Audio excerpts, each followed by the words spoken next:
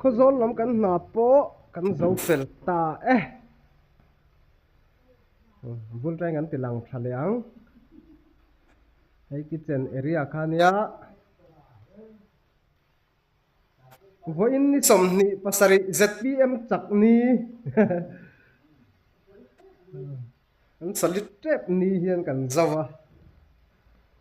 hey master bedroom khania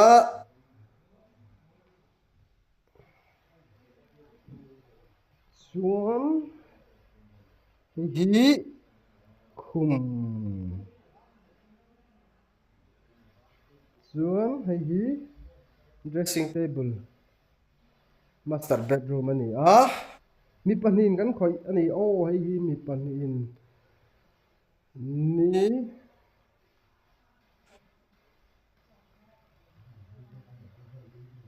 ni som nga chia chia kan khoin ka ria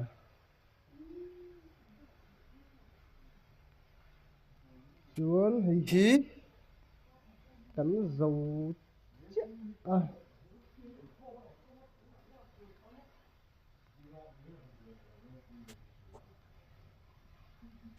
hi TV lian tok om don ni chayan in chi som rup panga om dona hi supa hi ni mi tuna kan mu song kikinya kar khat thole ni tang kan khoya kar khat che che ni sari kan khoi ni ka kamo hin paparum tur ni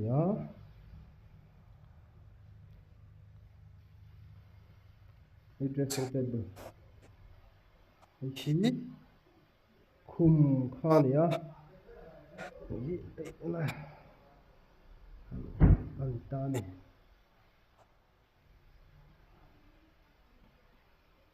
ni som nga emo ni som nga pakhat emo kan khoi hi na room ania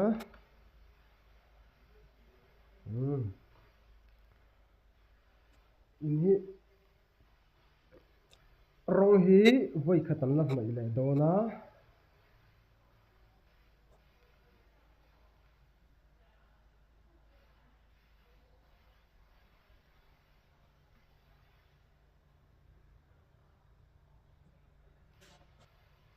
ti zong khani